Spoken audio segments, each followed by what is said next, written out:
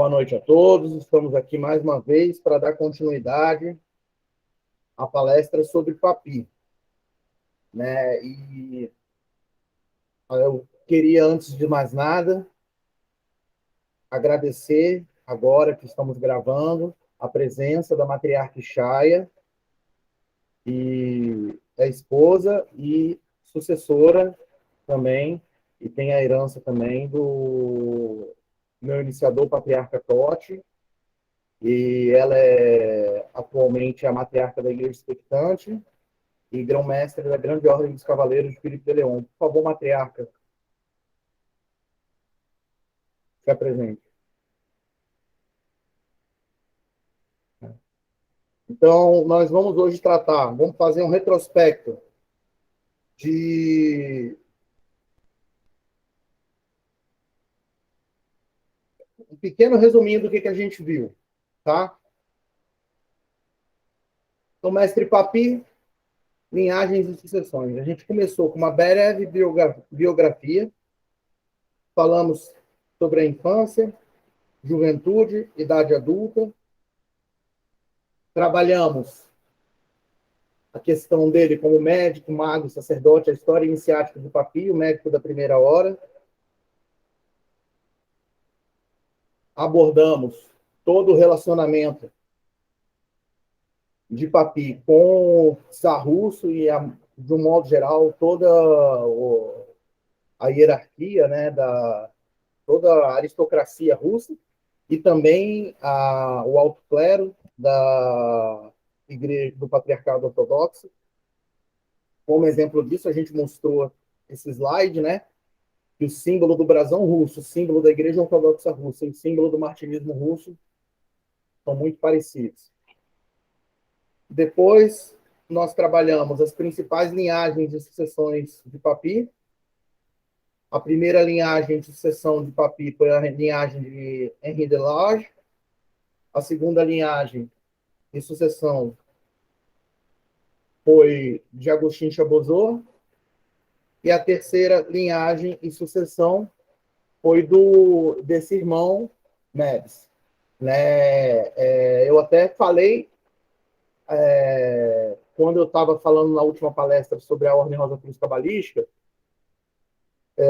eu comentei que vários grandes livros que até hoje se estudam, né, e que foram escritos, né, no final do século XIX, começo do século XX, muitos deles foram trabalhos de bacharel, licenciado e doutor em Cabala da Ordem Rosa Cruz Cabalística. E um dos exemplos foram os trabalhos desse irmão, que apesar de ter pego a linhagem martinista de Papi, Papi passou para ele, né, junto com Stanislas de Guaitá e tudo mais, a Ordem Rosa Cruz Cabalística, e ele fez aqueles trabalhos daquele livro, os arcanos maiores e os arcanos menores do tarô. Trabalhamos também brevemente a relação de Papi com o Muito Celso Mestre Filipe de León e algumas das principais ordens que Papi, de um certo modo, conseguiu reunir, né, e transmitir. Depois nós abordamos uma série de ordens e ritos, falamos sobre o martinismo, falamos sobre o regime escocês retificado, Jean-Baptiste Villermoz, falamos da Ordem dos Cavaleiros Maçons de Corrans do Universo, de Martinez Pasquali.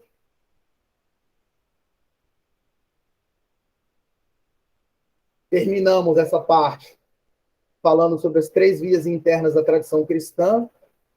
E aqui a gente tem toda a tradição do tripé, na coluna do meio, o martinismo e o caminho sacerdotal de um modo geral, né? Dentro a via sacerdotal você tem o martinismo e a igreja gnóstica. Do lado da direita você tem o caminho de cavalaria ou o caminho equestre, via equestre. E do lado esquerdo você tem a via operativa ou mágica, com, né, exemplos desses caminhos. Do caminho de cavalaria você tem o regime escocês retificado e do caminho operativo você tem a ordem Eli-Corran. Depois nós eu mostrei rapidamente para os irmãos essa tabela de equiparação. Depois nós falamos da Rosa Cruz Cabalística, rito maçônico de Swedenborg, antigo e primitivo rito de Memphis Mizraim, e falamos, por último, sobre a Ordem do Templo Oriente. E agora a gente vai começar falando sobre a Ordem Illuminati.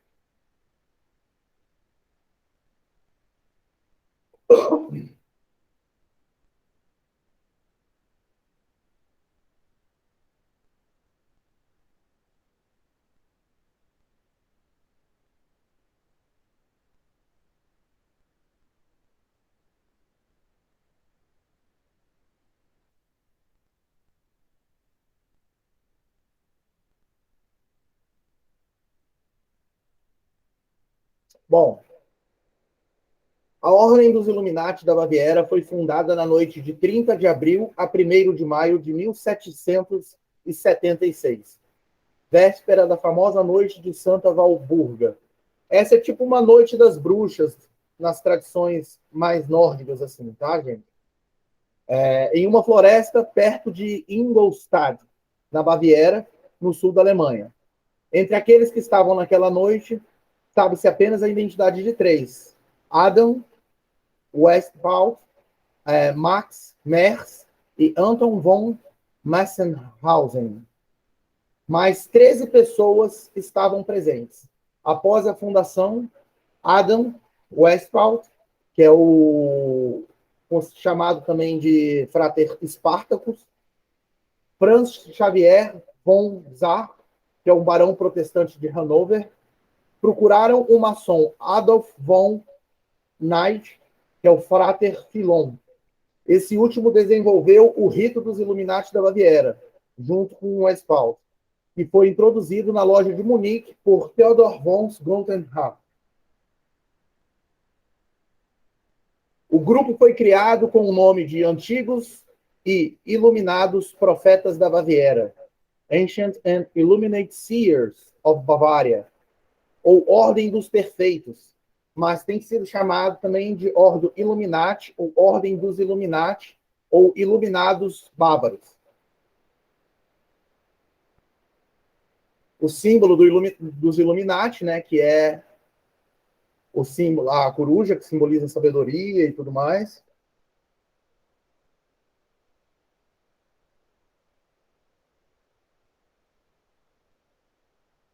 Origem. Bom, os Illuminati rapidamente se espalharam pela Alemanha, Áustria, Hungria, Suíça, França, Itália e outras partes da Europa, e afiliando personalidades como Herder, Goethe, Cagliostro, Conde de Mireval e o lendário alquimista Conde de Saint-Germain, entre outros. Vários membros da nobreza, como o Duque de Saxe-Weimar e Saxe-Gotha, os príncipes Ferdinando de Brunswick e Karl de Hesse, Conde de Stolberg, e o barão Karl Theodor von Dalberg, também figuraram dentro da iniciação iluminada. Em 16 de junho de 1782, uma reunião da maçonaria continental realizada no convento de Willenberg. Esse convento aqui, gente, é aquele convento que do rito escocês retificado, tá? Só para vocês lembrarem. Aqui eu vou fazendo algumas pontes, tá? Entre acontecimentos da Ordem Illuminati com outras ordens. Então, por exemplo, nesse momento, o que acontece? Os Illuminati eles fizeram uma tentativa de unificar toda a maçonaria, entendeu? Só que eles, apesar de conseguir, digamos assim, ter bastante influência, né? Pessoal ligado ao Grande Oriente da França, né? O pessoal da Grande Loja da Inglaterra e os teósofos de Swedenborg decidiram não apoiar os planos, né, do Frater Spartacus.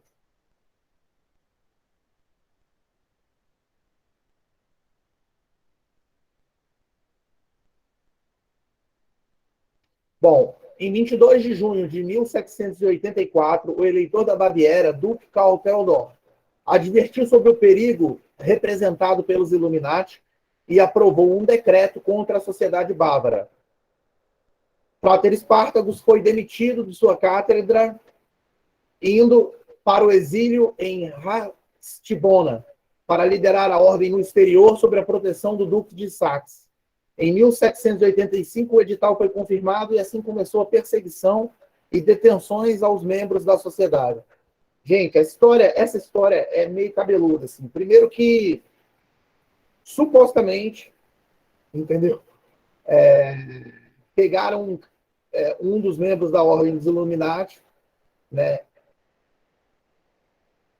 Ele estava em viagem, levando materiais da Ordem, tá?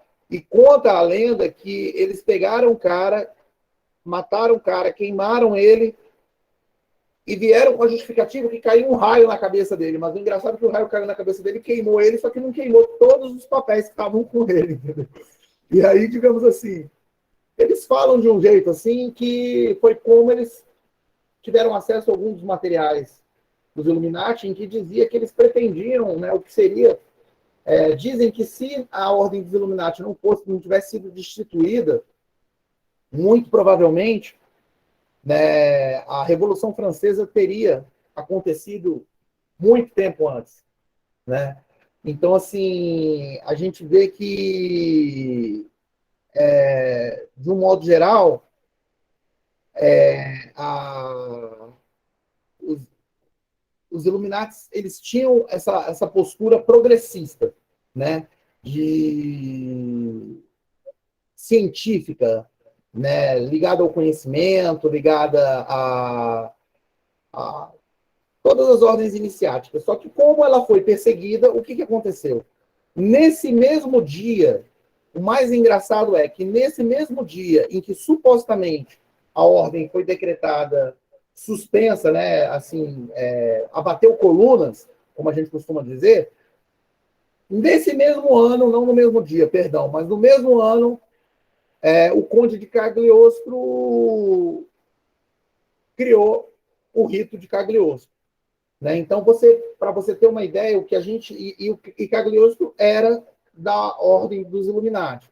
Então, o que a gente percebe é que teve um movimento de perseguição da ordem, aí a ordem meio que se escondeu dentro do rito de Cagliostro. Depois a gente sabe que do rito de Cagliostro, o rito de Cagliostro é uma das fontes do rito de Mênfis e Mizraim. E a gente sabe também que lá em cima, por volta do grau 98 do rito de Mênfis e Mizraim, você tem acesso novamente à Ordem Illuminati.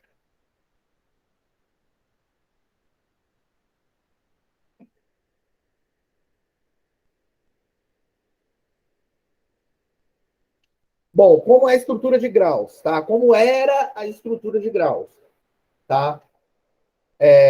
Tinha essa classe chamada classe Minerval, em que tinha esses 3 graus, noviços, Minervales Illuminatus, ou Illuminatus Minor. Depois você tinha a classe franco-maçônica, de aprendiz, companheiro e mestre. Depois você tinha uma parte da maçonaria escocesa, que era o Illuminatus Major, ou noviço escocês, Illuminatus Dirigem, ou cavaleiro escocês. E a classe dos mistérios. Na classe dos mistérios, você teria os mistérios menores, de presbítero, o grau de presbítero ou sacerdote, e o grau de regent, ou príncipes. E os mistérios maiores, que tem o grau de doceten, ou docetista, e o grau de sábio ou filósofo. Então, olha só, você encontra muita coisa na internet sobre a Ordem dos Illuminati que não tem nada a ver com a ordem original dos Illuminati da Baviera. O que eu estou colocando aqui não são essas ordens por aí que se dizem ordem Illuminati e tudo mais. Eu estou colocando aqui como, assim, depois que eles fundaram a ordem dos Illuminati, chamaram o irmão maçom para criar um rito Illuminati, e foi criado um rito Illuminati, mais ou menos a estrutura era essa aqui. Entendeu? Só que lembrando que, com a perseguição dos Illuminati, eles abateram a coluna da ordem e substituíram o nome e deram início ao rito de Cagliostro. Cagliostro era o Illuminati. Aí Cagliostro, né, com a evolução do processo do rito, né, teve a criação do rito de Mizraim, o rito de Mênfis, e a junção do rito de Mênfis e Mizraim, e voltou a ordem Illuminati a fazer parte nas estruturas superiores do rito de Mênfis e Mizraim, no grau 98, como eu falei. Lembrando que do grau 87 ao grau 90 tem a Arcana Arcanorum. Então você percebe que no rito de Mênfis e Mizraim acabou que se escondeu uma série de outras ordens, né? Você tem todo o regime de Mênfis e Mizraim, na verdade, do grau 34 até o grau 97, 87. Aí você tem do grau 87 ao grau 90 Arcana Arcanorum. Aí você tem os graus administrativos, mas as pessoas normalmente vão até o grau 95. E aí depois disso você tem os graus administrativos, esses são mais difíceis de pegar, a não ser que você seja o equivalente a governador, ou equivalente ao que seria o presidente do país, ou cargos internacionais. Então, os graus de 96 para cima são graus internacionais, de administrativos internacionais. Perdão. Mas, de toda forma, no grau 98, você tem aí a estrutura, né, de novo, da Ordem Illuminati, mas já de uma outra forma, tá?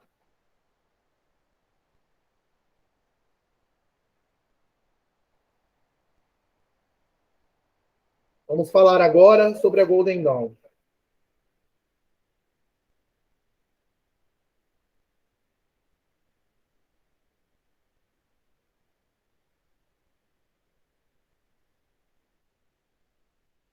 Bom, a Golden Dawn, eu botei esse aspas aí em criada em 1880, porque existem aí uma versão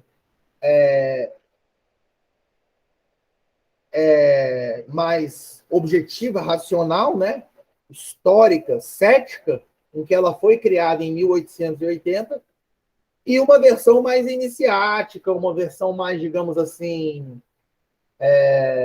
que diz que, na verdade, ela só foi meio que acessada, né? E a gente vai falar sobre isso. Mas, de um modo geral, os membros que criaram a Golden Dawn, né, eram membros da Síria, que é a Societas Rosacruciana em Anglia. Lembrando que essa a gente está falando da ordem externa, tá? Porque dentro da estrutura da Golden Dawn tem três ordens: a ordem externa, a ordem interna e a ordem secreta.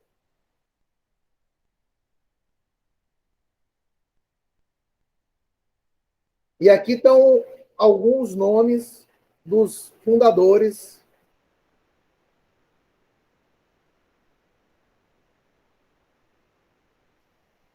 da Aurora Dourada.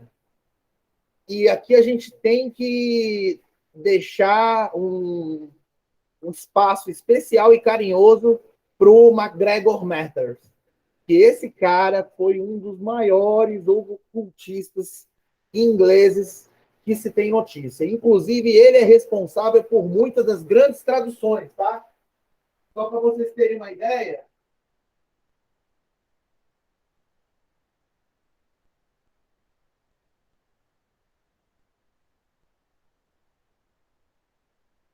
você tem uma tradução aqui, deixa eu ver se eu acho aqui. Aqui você tem aqui você tem a original da Clavícula Salomones, mas existe uma tradução, eu não sei onde é que ela está agora, mas tem uma interpretação do MacGregor Matter.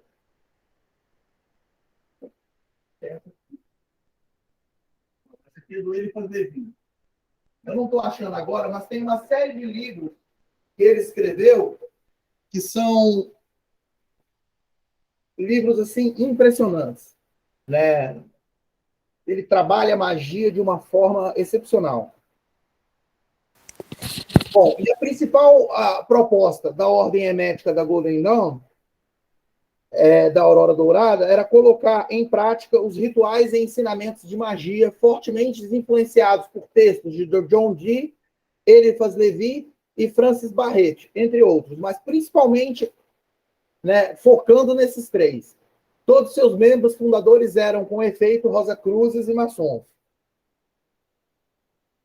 Então, essa, na verdade, foi mais uma das ordens de magia criada por Rosacruzes e maçons. Entendeu? Que tem, né, o seu berço personalidades que eram grandes Rosacruzes e grandes maçons. Bom, o que eu vou falar aqui, tá, gente, é o que seria, para os céticos, a lenda, tá bom?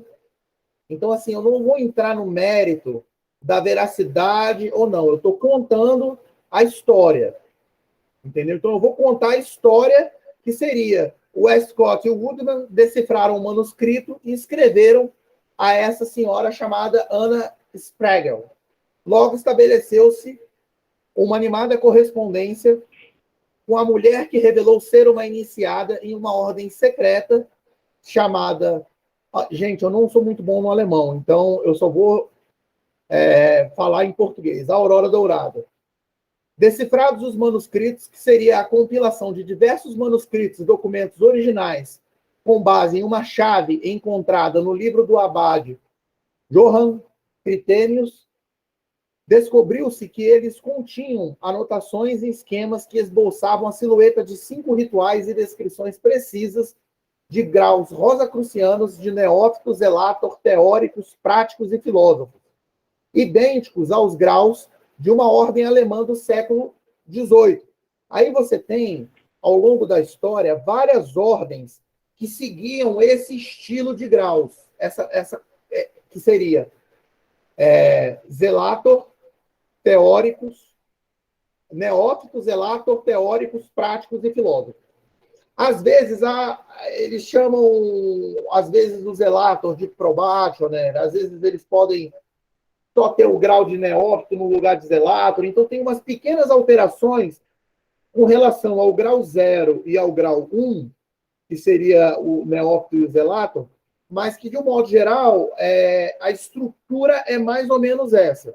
Entendeu? Então, se você pega a Astrum Argentum, ela tem uma estrutura que se assemelha a essa, entendeu? Se você pega a Ordem Rosacruz Áurea do antigo regime, você vê que a estrutura é essa, e aqui está se falando da Ordem Rosacruz Áurea do antigo regime.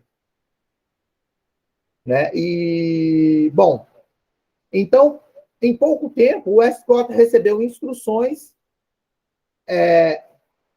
de SDA, que seria a pessoa com quem ela estava se comunicando, que só é conhecida por esse nome, Sapiens Dominabitur Astris. O sábio será governado pelas estrelas, para poder preencher o esboço com rituais plenamente desenvolvidos e para recrutar iniciantes.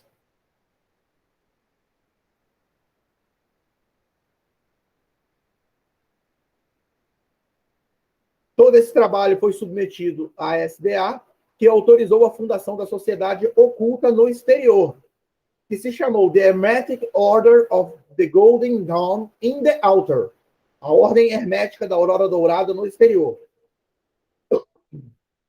Mas, para manter o segredo, quando em público seus membros referiam-se a ela como AD. Em 1º de março de 1888, a autorização foi dada a Woodman, Mathers e Westcott. No final de 1888, é erguido o templo de Isis Urânia, em Londres, e é oficialmente fundada a Golden Dawn. Inicialmente, a ordem tinha 32 membros. Isso é uma coisa interessante aqui. A gente vê que o Westcott também estava envolvido na Sociedade Teosófica, né? Então, assim, naquela época, os Os grandes ocultistas faziam parte de diversas ordens iniciáticas, entendeu? E à medida que eles iam galgando os seus graus, eles iam acumulando as suas sucessões, entendeu? Então você vê aqui que a gente está falando de ocultistas que eram já reconhecidos em diversas ordens iniciáticas e que se juntaram, pegaram esses manuscritos, receberam a autorização do pessoal da Alemanha e aí fundaram a ordem externa.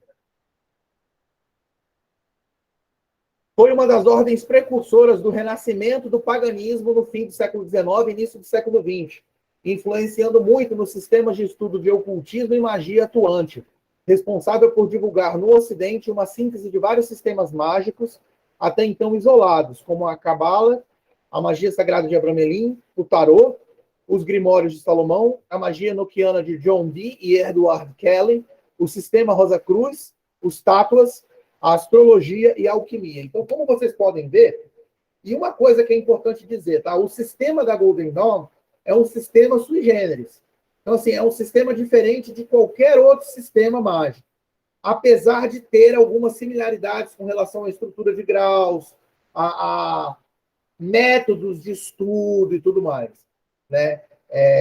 Pode-se dizer que, até conversando isso com o Frater Zadkiel, né, a gente falava assim que é muito complicado na hora que a gente foi montar a tabela de comparação, né, do Colégio Adeptorum com ordens de ritos e etc, e essas coisas todas, a gente queria usar o esquema da Golden Dawn, mas o esquema da Golden Dawn, apesar de ter os mesmos nomes dos graus, é um esquema que não se encaixa tanto no esquema da estrutura. Então, o que a gente faz? A gente compara a Golden Dawn com a Ordem Rosa Cruz Áurea do Antigo Regime, que não é essa Ordem Rosa Cruz Áurea que existe aí e tudo mais. É uma outra ordem antiga, medieval, que era uma ordem que passou por dois momentos. A primeira era a Ordem Rosa Cruz Áurea, depois ela foi pegando mais aspectos alquímicos, e aí, depois de alguns anos, passou a se chamar a Ordem Rosa Cruz Áurea do Antigo Regime, e depois ela supostamente foi dissolvida, né? Digamos assim, adormeceu, né?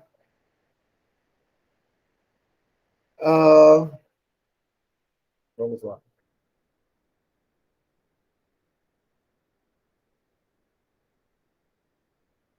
Do material publicado pela Ordem, o mais polêmico de todos foi a tradução do livro A Magia Sagrada de Abramelin. Ah, tá, era esse livro que eu queria pegar.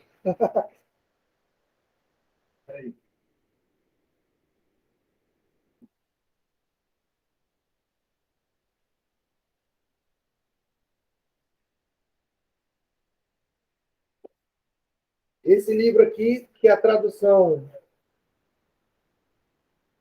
que existe a tradução do original em inglês do MacGregor Matt.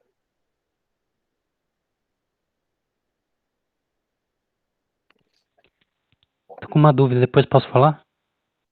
Irmão, eu peço que anote e levante a mão, porque a gente está em gravação, e aí, quando a gente interromper a gravação, a gente abre para as perguntas. Obrigado. Os rituais do pentagrama, rituais do hexagrama. Ah, peraí, deixa eu voltar aqui, eu não continuei lendo, né?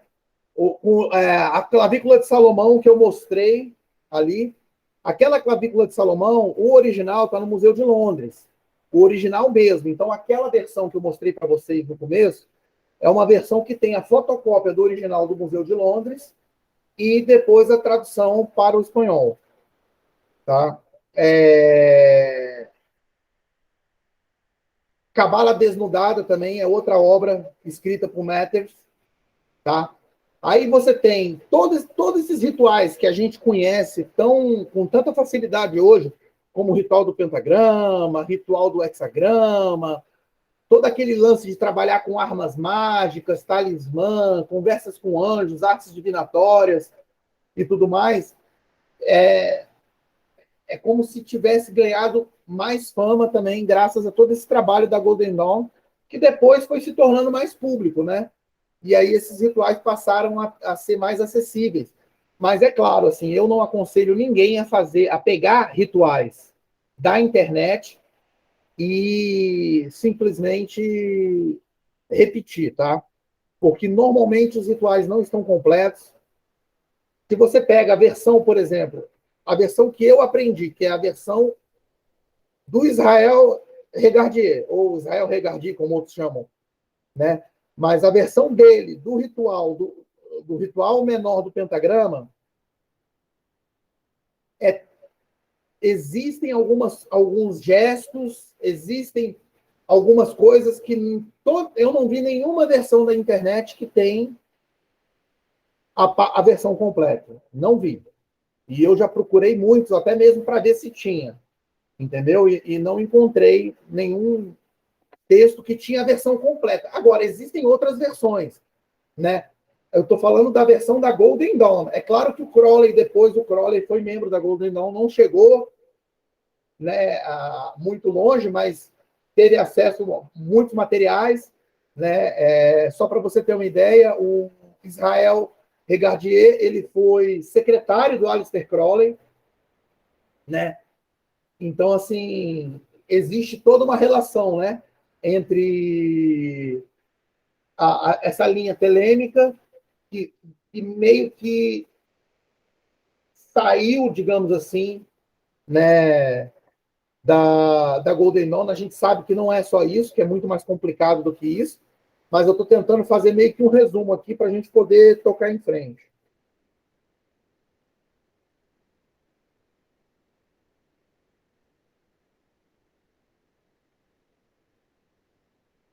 Bom, aí o que aconteceu? Já em 1891,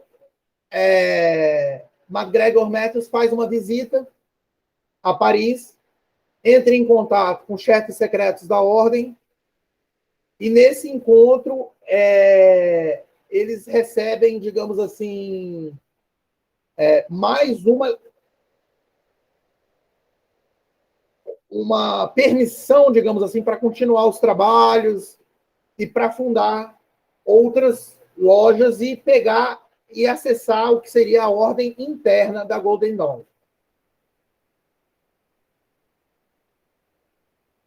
que é conhecida como Rubra e Rosa et Aurea Crucis. Então, assim, seria a rosa vermelha na cruz dourada. Essa seria, digamos assim, o que muitos diriam como seria uma das ordens Rosa Cruzes mais autênticas, tá?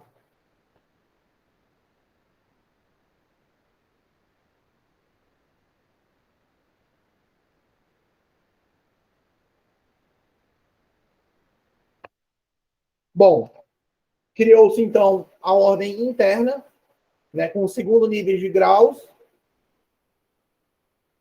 O primeiro grau seria o Adeptus Minor, e aí tem esse sistema aqui, tá, gente? Só para vocês entenderem.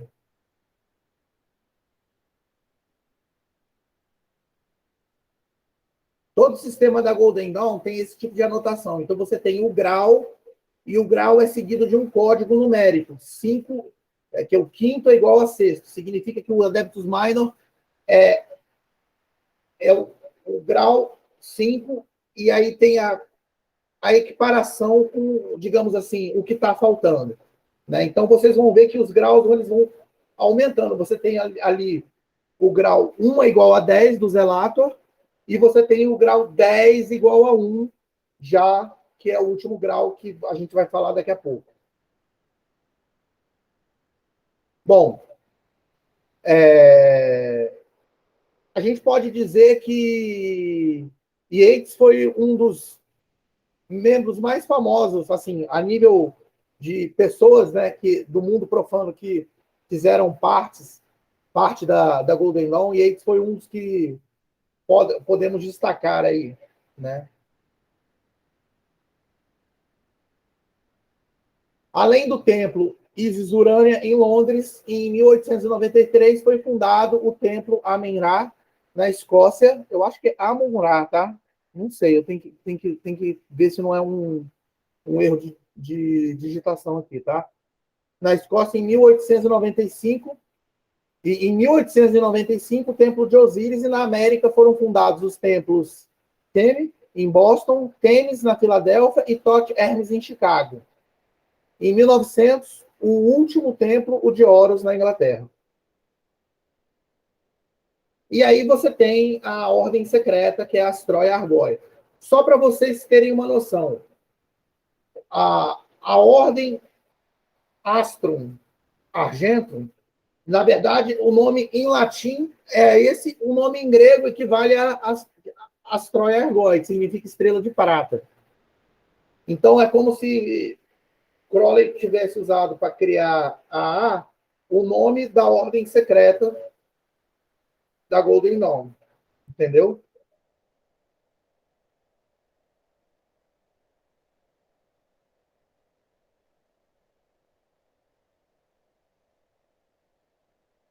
Então, vamos pegar a estrutura de graus. Aqui eu peço desculpas na hora de fazer o. Veio primeiro a ordem 2 e depois a ordem 1. Está tudo fora de ordem aqui, mas eu vou abrir todo o slide, aí a gente dá uma lida. Opa!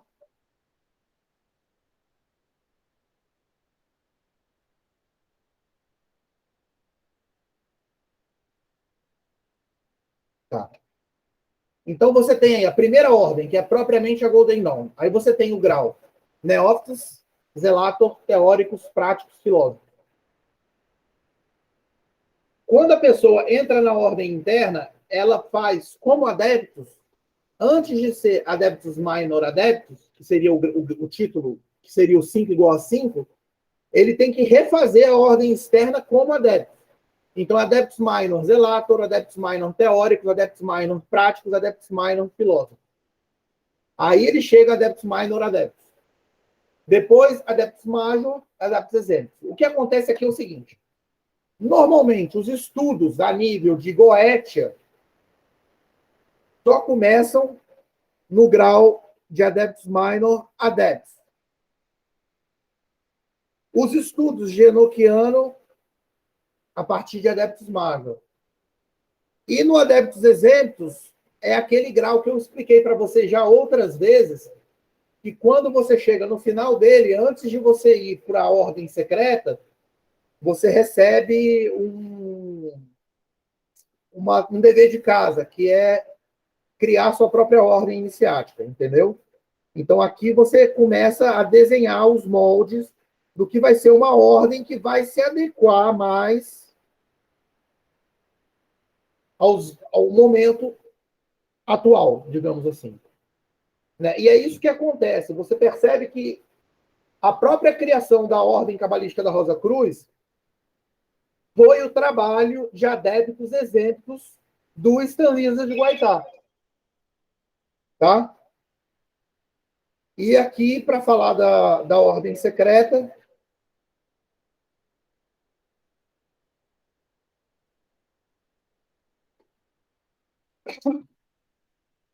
nós temos o grau de Magister Temple, Magos e Ipsíssimos.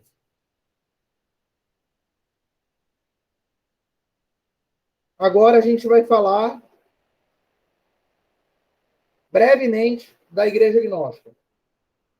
E aí a gente passa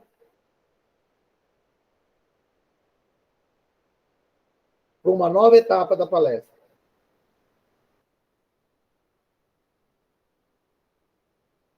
Bom, o que acontece é o seguinte, a gente tem dois ritos principais, né? Que seria o batismo, propriamente dito, e o outro rito que a gente chama do crisma. Na tradição gnóstica, a gente pode chamar o batismo também de batismo da água e da terra. E o crisma como batismo do ar e do fogo. E também o crisma pode ser chamado também de consolamento ou melhoramento. E após você passar por esses dois ritos, na verdade, isso lembra bem a estrutura da própria ortodoxia, tá? O que acontece é o seguinte, no cristianismo primitivo, quando eles celebravam a Eucaristia, tinha um momento em que quem não era crismado tinha que deixar a igreja para não participar da Eucaristia. Eles separavam. Aí essas pessoas iam para a instrução. Esses eram chamados catecúmenos. Tanto que no rito, até hoje, quando você vai celebrar a missa de São João Crisóstomo, tem uma parte que o sacerdote... Quer dizer, essa parte atualmente é suprimida mas, em algumas tradições, mas normalmente ele fala catecúmenos, retirai-vos, catecúmenos, não sei o quê. E aí é o processo em que eles saíam e era celebrada a Eucaristia com todos que haviam sido batizados e crismados. E depois disso você tem toda a estrutura das ordens menores, maiores e supremas. Por que esse termo menores, maiores e supremas? Na tradição ocidental, é chamado, não se trabalha muito atualmente na tradição ocidental cristã, né?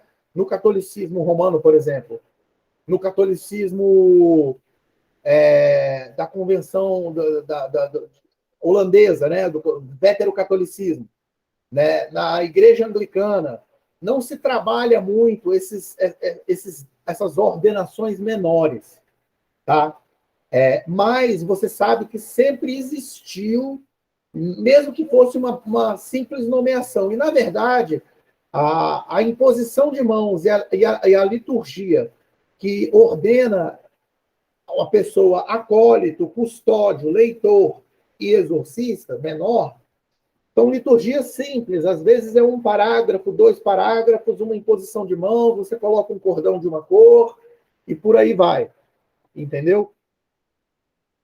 Só que o que acontece? Existe uma diferença de como o catolicismo romano passou a ver os graus menores e maiores depois do ano 1000, resumindo, depois da separação, né, da igreja romana das igrejas do Oriente, né? Então, para a tradição romana, a ordem maior é presbítero e bispo. E as ordens menores, praticamente, é subdiácono e diácono.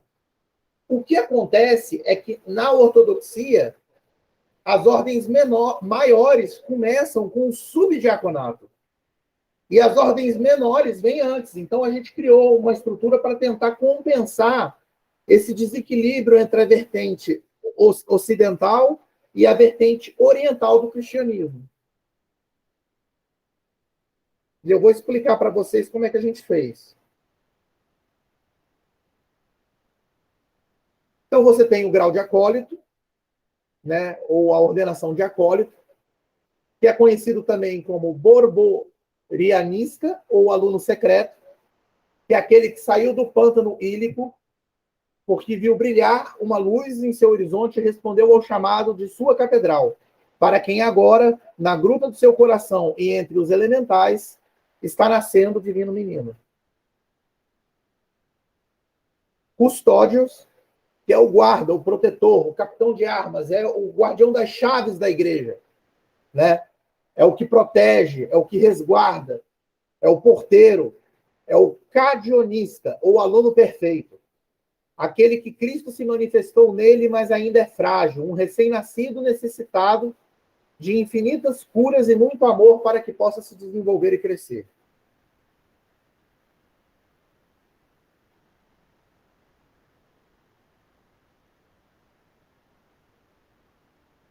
Aí você tem o leitor, conhecido também como lector, né?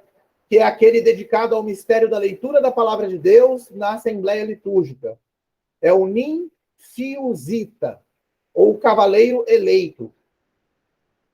E para que o Cristo possa se manifestar livremente nele, é necessário que ele se libere do velho homem, se purifique. Deve, por isso, lavar-se para se libertar das camadas de lama que tem sujado durante a permanência no pântano ílico. E o exorcista menor. Eu botei aí entre parênteses, porque muitas pessoas confundem o grau menor de exorcista com os presbíteros, que, teoricamente, todo presbítero, obviamente, é um exorcista. Mas existe toda uma formação específica para se trabalhar com o chamado exorcismo maior, entendeu? São os rituais maiores de exorcismo, que só podem ser praticados de presbítero para cima, né? Então, só de presbítero para cima podem fazer os rituais maiores, que são aqueles rituais de exorcismo que muitas vezes a gente vê em filmes e tudo mais, tá? Então, aqui, o exorcista menor, ele é o extracionista, ou milite, né? Milite significa soldado, guerreiro, né? É um ungido, marcado com distintivo de membro reconhecido da milícia cristã e deverá trabalhar e lutar pela conquista da nova terra e novos céus, a nova Jerusalém.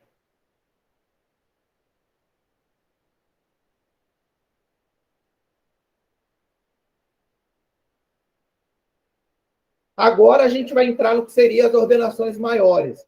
Então, o que eu estou fazendo? Eu estou seguindo mais a visão da ortodoxia. Por quê?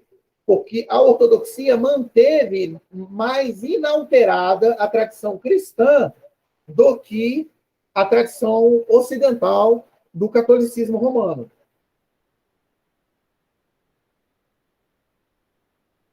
Aí você tem o grau de subdiácono, que é o subservo, subministro. Ele auxilia o diácono durante a leitura do evangelho e é o arauto das proclamações solenes. É o fibionista ou arauto mesmo, mestre. O Cristo, enfim, se manifestou nele e está pronto, depois de longos anos de preparação para a sua missão. Aí você tem o diáconos, que significa ministro, servo, ajudante. Na verdade, a palavra diácono significa servo, né? A tradução literal. Ele auxilia o presbítero e o bispo durante as celebrações e proclama o evangelho. Aqui existem também algumas diferenças, tá? Na tradição católica, o diácono auxilia o presbítero e os presbíteros auxiliam o bispo. Na tradição ortodoxa, não é assim que funciona. Isso foi uma alteração feita também depois do ano 1000. Na tradição ortodoxa, o subdiácono auxilia o presbítero e o diácono costuma auxiliar mais o bispo. Então, é importante a gente ter essa noção, porque a gente vê que, né, o serviço de um é diferente do serviço de outro. O diácono, na verdade, ele é o que faz, ele que sim é o que é para fazer, digamos assim, a leitura do evangelho, né? As outras leituras podem ser feitas pelos leitores, o grau menor de leitor.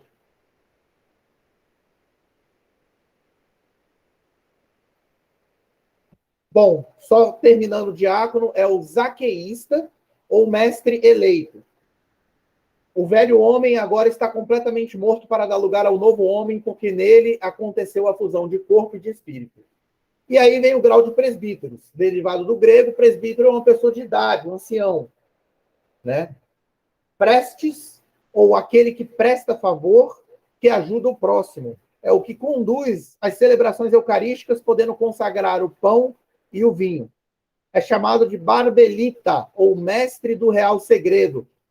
Irmãos, o que eu acho interessante aí aos irmãos que são maçons, os irmãos prestarem atenção na nomenclatura, nessas nomenclaturas aí, que vocês vão se remeter a alguns graus maçônicos.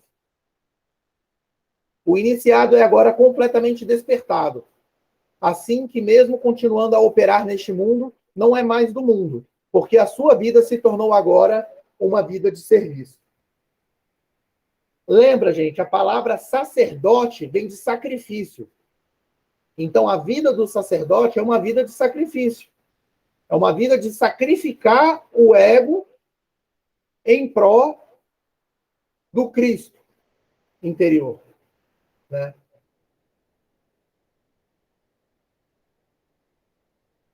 E aí viriam as chamadas ordens supremas. Por quê? Porque são ordens que, a partir dela, que a partir de episcopo, você possui, digamos assim, uma, uma maior autonomia.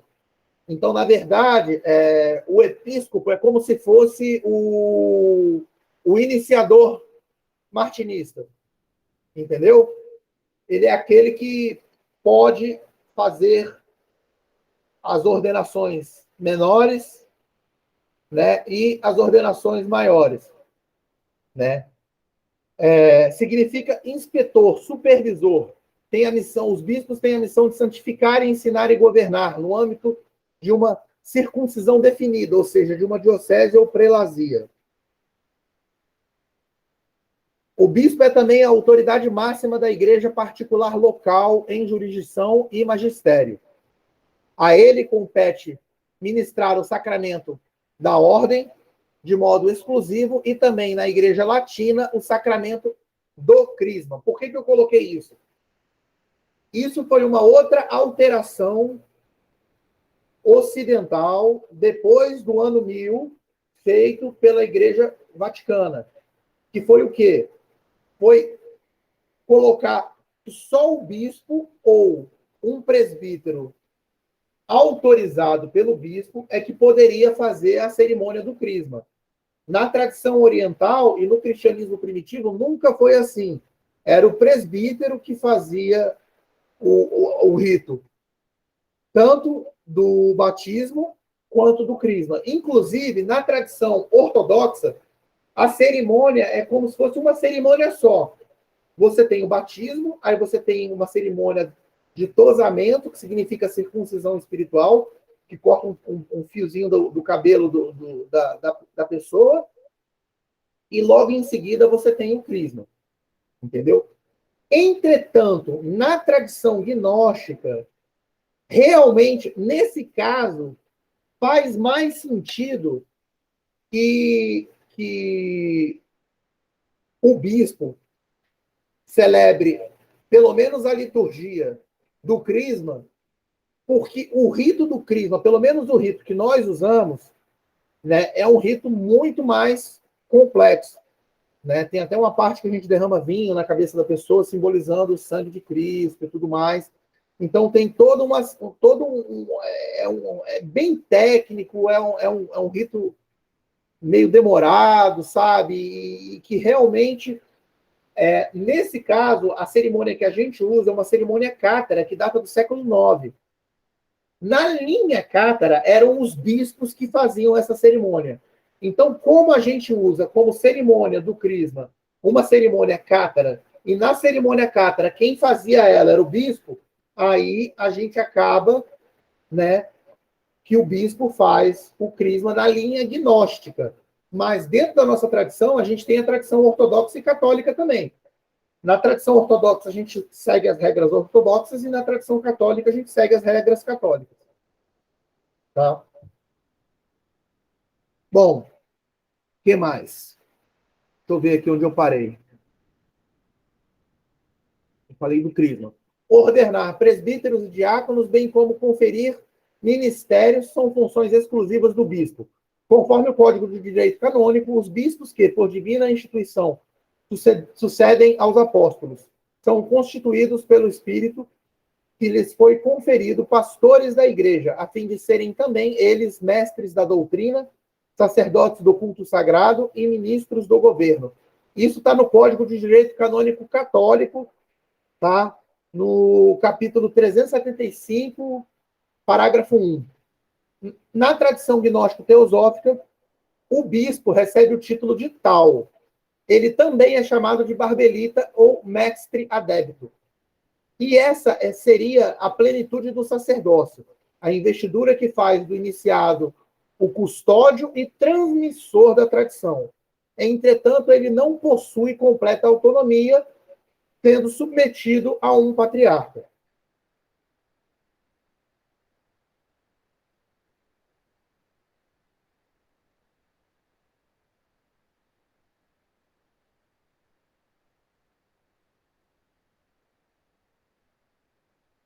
O arcebispo nada mais é do que um bispo que normalmente ou ele era responsável, antigamente, tá? Antigamente era quando ele era responsável por uma região maior, ou ele era um bispo que adquiriu muita notoriedade, então ele recebia essa como se fosse um upgrade, entendeu? Passavam a chamar ele de arcebispo, né? E ele tinha, digamos assim, uma influência um pouco maior, um maior respeito, mas do ponto de vista da transmissão, né, os graus são subdiácono, diácono, presbítero e bispo. Resumindo, né? Então, a gente eliminando os graus menores e eliminando tudo que veio depois da institucionalização do cristianismo, porque o que acontece? Enquanto as igrejas ainda, antes, né, da criação, né, de igrejas institucionalizadas e tudo mais, em regiões e tudo mais, o que se tinham eram os bispos, que eram os responsáveis, e os presbíteros e os diáconos. Então, a nível de cristianismo primitivo, inclusive a nível bíblico, você encontra essas três ordens: diácono, presbítero e bispo. Entretanto, com uma certa maior cristalização da fé, a institucionalização da tradição, né, quando passaram a se ter igrejas, foram se formando grandes centros, né, com grandes igrejas e tudo mais, aí foram surgindo, né, esses outros títulos que, na verdade, são desdobramentos. Né? Porque, na verdade, o que é um patriarca? Um patriarca nada mais é do que um bispo que recebeu a herança do patriarca anterior. Então, na verdade, tudo é bispo. Tá? Vamos manter isso em mente. E você tem a figura dos cardinais, né, que é os cardeais. São considerados os príncipes da igreja. Na tradição católica, tá? Os cardeais também, eles são embaixadores do Vaticano. Na tradição ortodoxa, não existe o termo cardeal. O termo cardeal é um termo latino. Os chamados, o que equipara-se aos cardeais, são chamados arcebispo metropolita, de arcebispos metropolitas. Na tradição gnóstica teosófica, apesar de ainda estarem submetidos a um patriarca, recebem o título de mar. Então, aqui você tem um outro título já que é conferido de cardeal para cima. E você tem a figura do patriarca, que é o cabeça da tradição gnóstico-teosófica, único portador do fons honorum. O que é o fons honorum? Fons honorum é a fonte da honra. Então, o que acontece? Depois, se os irmãos tiverem interesse, eu até posso disponibilizar. Eu tenho um artigo que eu fiz exatamente sobre fons honorum e jus honorum, né? Que é exatamente que fala sobre a autoridade patriarcal e o que ela remete, né? Então, por exemplo, assim como os reis, os imperadores, os patriarcas também podem, através do fons honorum, eles podem instituir uma realeza eclesiástica, uma nobreza eclesiástica, na verdade, perdão, né? E também uma cavalaria eclesiástica. E é por isso que patriarcas ortodoxos e papas fundaram ordens de cavalaria eclesiástica e ordens de nobreza eclesiástica. A Ordem dos Templários é uma dessas ordens que, antes de ter sido perseguida pela Igreja, recebeu a autorização de um Papa para ser instituída. Então, foi um Papa, através do Fons Honorum, que fez com que essa ordem passasse a existir. Uma ordem de cavalaria eclesiástica. Entendeu? E, bom, normalmente o patriarca, na tradição, já recebe o título ou de mar tal. Caso ele seja livre iniciador martinista, aqui, eu repito, não estou falando de iniciador. Lembra que eu falei que o bispo era como se fosse um iniciador? O patriarca já é como se fosse um livre iniciador. E esse livre iniciador seria o superior incógnito verídico, que vocês viram naquela tabela em francês que eu mostrei para vocês lá atrás. Né? Aí ele usará o título de Saint Martal, seguido do nome patriarcal e da cidade que se remete no Apocalipse de João.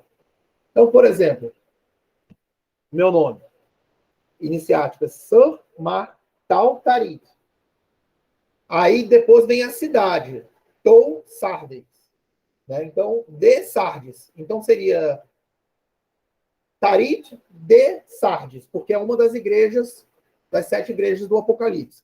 Então, normalmente, assim, a tradição sempre remete o episcopado, o arquiepiscopado, também, e o patriarcado remete a uma cidade das 7 igrejas do Apocalipse. Tá?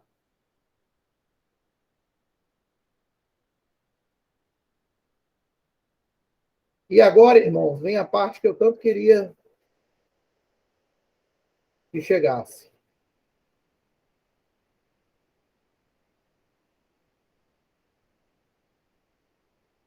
Agora a gente vai falar de uma...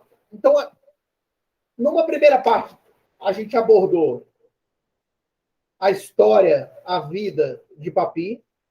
Depois a gente abordou uma série de ordens, né, e ritos e tradições que Papi recebeu e transmitiu. Agora a gente vai tratar exatamente de como todo esse conjunto da obra foi chegando até os nossos dias. Entendeu? E para isso a gente aborda um pouco a escola de magnetismo de Leon, por exemplo.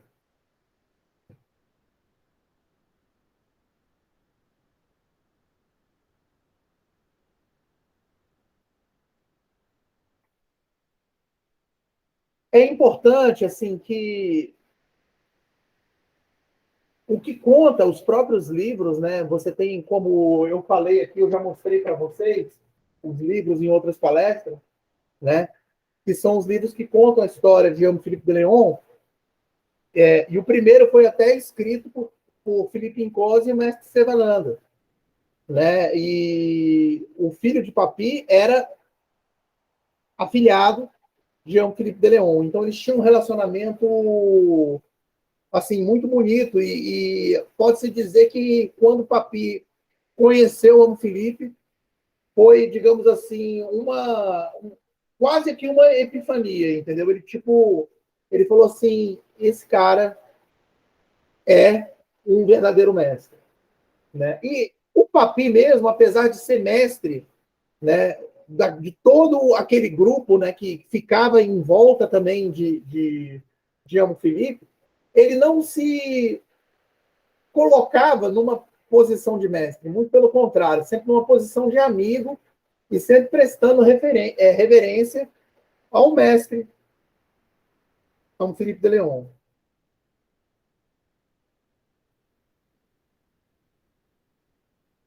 Aqui a gente tem uma imagem de alguns discípulos do mestre Felipe de Leon. Então, o doutor Emmanuel Marraven, Henry Lalande, Madame Mary Lalande, Jean Bricot. Isso é interessante, tá? Todo aquele sistema que eu passei para vocês da Igreja Gnóstica é com base em Jean Bricot e Papi, tá? Então, existem outras igrejas atualmente, outras igrejas gnósticas que têm uma outra metodologia. Mas, voltando, nós temos Faneg, Paul Sedir, Jean Chapas, Madame Chapas, Papi, Guaitá, Tsar Nicolau II, Visconde Albert Raymond Constant de Marcheville, que é o mestre Sedaiô. E nessa foto nós temos aí Papi, Lalande, Sedir e Bardi. Todos eles em volta de Filipe de Leon. Aqui a gente tem o Filipe de Leon e aqui a gente tem Papi.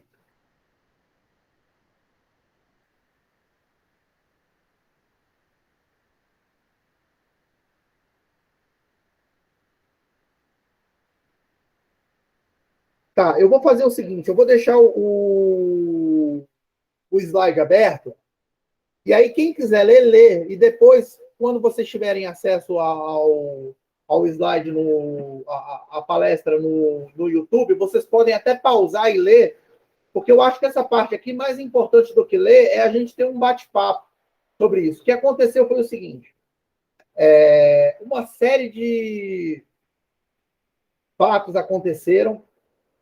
Amo Filipe de Leon curava muitas pessoas, e ele começou a ser perseguido. Né? Ser perseguido mesmo pelo que seria o Conselho Federal de Medicina da França. Entendeu? E aí, Papi, como médico e como discípulo de Amo Filipe, ele deu um jeito de institucionalizar a atividade de Amo Filipe para que ele deixasse de ser perseguido e tudo mais. E foi isso que, mais ou menos, esse seria, digamos assim, um dos motivos, né, da criação da Escola de Magnetismo de Lyon. Porque a Escola de Magnetismo de Lyon, ela era ligada, né, à Universidade de Paris. E essa ligação quem fez foi Papi. E aí Papi foi nomeado delegado em Lyon, responsável por todo mundo. Aí o que ele fez? Ele nomeou, né, o Amo Filipe diretor da escola e professor da disciplina chamada Clínica Magnética. E Chapas foi nomeado mestre de conferências e professor do curso de História do Magnetismo.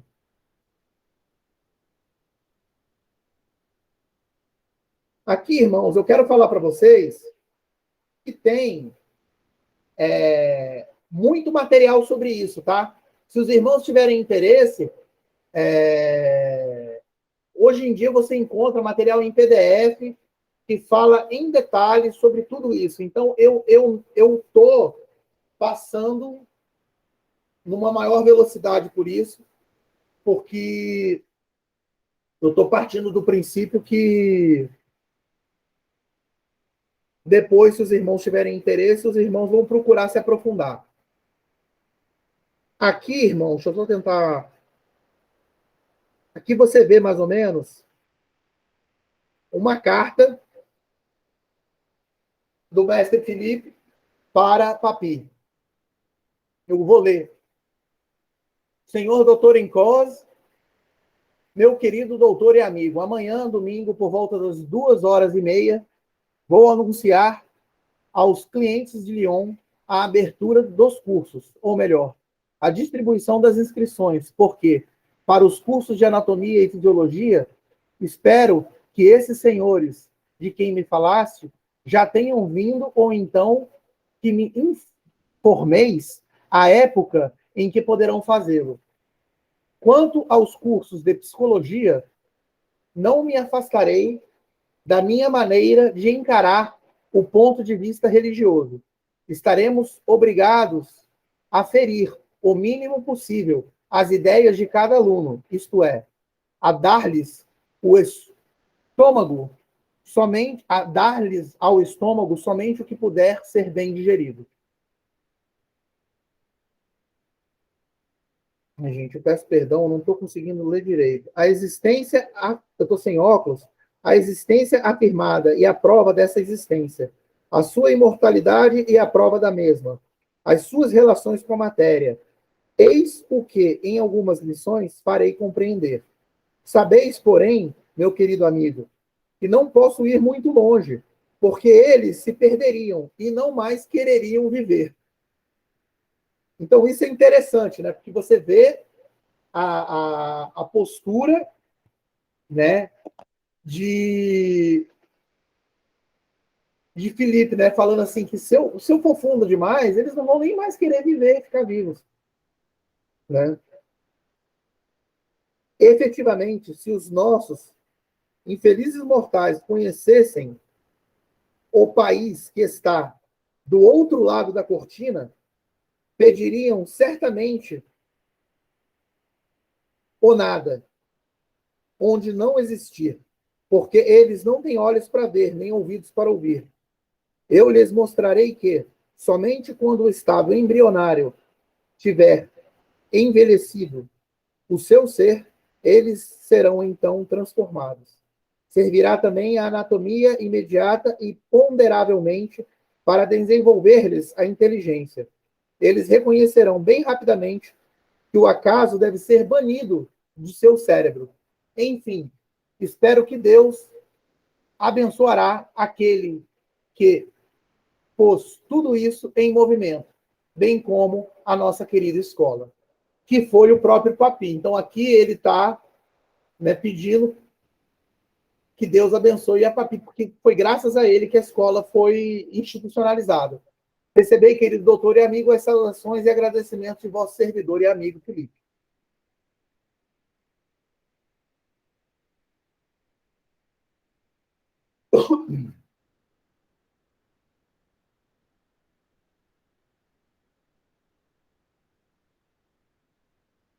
Irmãos, aqui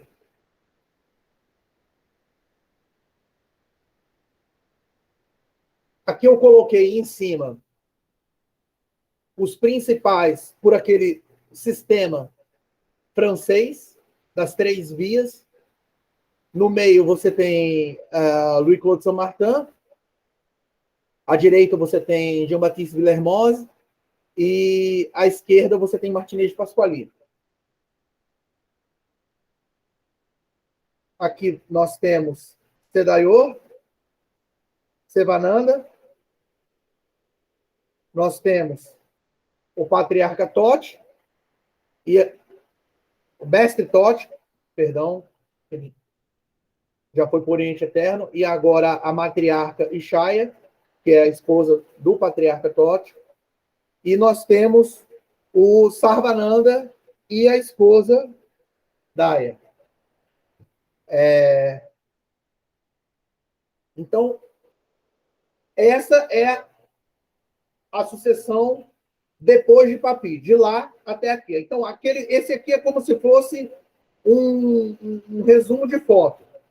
Né? Em foto, você tem aqui um resumo da tradição depois de Papi, que saiu de Papi com Sedayor, depois Sevananda, depois Patriarca Tote e o Sarvananda, né? E aí tem as esposas, a matriarca Shaya e a esposa do Sarvananda, que agora tanto o Sarvananda quanto a esposa também já estão no Oriente Médio.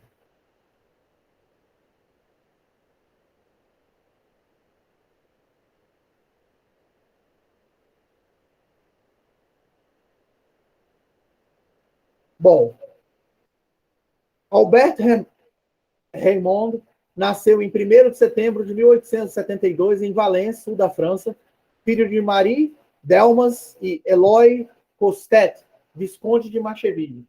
Aos 13 anos de idade, por recomendação de Charles Dankler, consegue apoio para ingressar no Conservatório de Paris. Foi nessa famosa passagem por Lyon que ele conheceu o muito excelso mestre Philippe. Em 1890, aos 18 anos, já se interessa profundamente pelos assuntos místicos e passa a dividir seu tempo entre eles e sua atividade artística, que cresce, pois já desde alguns concertos em teatros conhecidos em Paris. Em 1891, inicia voluntariamente serviço militar, que se estenderia por 4 anos. Isso por razões econômicas e para poder arranjar colocação melhor em Paris. Relaciona-se nessa época com pessoas que influenciarão sua carreira iniciática. Já em 1895, vamos encontrá-lo no Egito, em missão oficial do governo francês, fazendo oficialmente estudos sobre os instrumentos de acústica das civilizações antigas. E ali também estava em missão especial das ordens martinista e da Ordem Rosa Cruz Cabalista.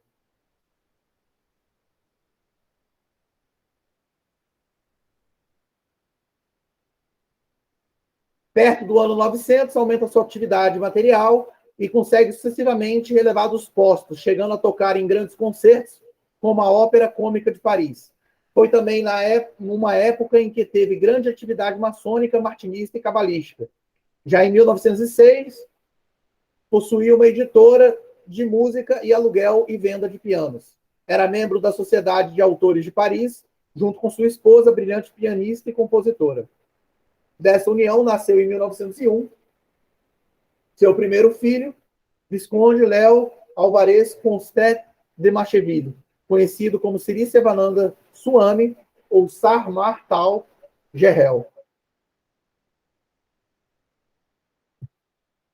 Em 1910, embarca para a República Argentina, onde se faz conhecer como concertista e maestro. Funda conservatórios em Buenos Aires, Olivos e San Isidro. Com sua companheira, o casal chega a estabelecer-se rapidamente uma boa base material de vida.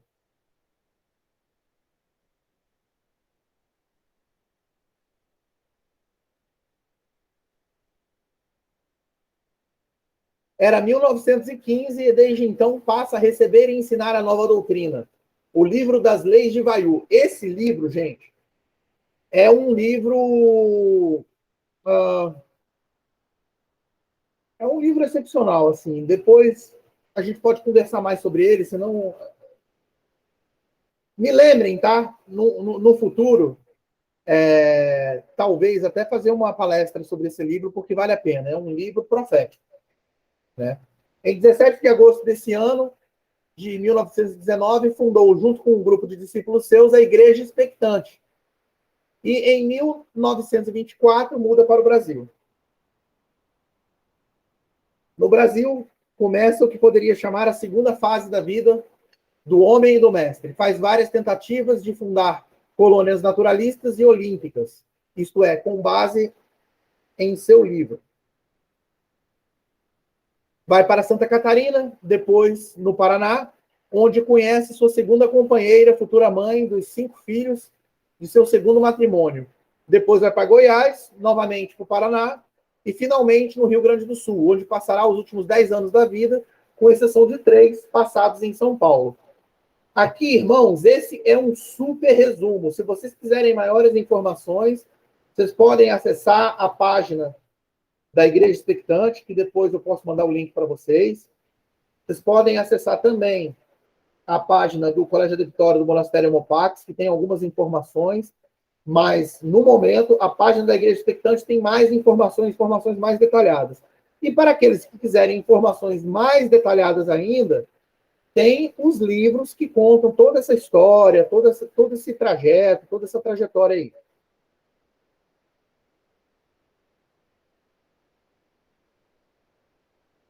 No dia 12, dá suas instruções para depois de sua partida. No dia 14, aparecem os primeiros sintomas. Instala-se uma congestão pulmonar e segue a uremia.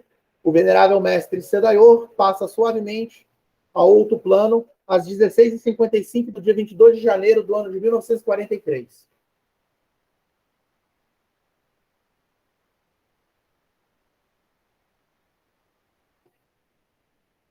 Agora vamos falar,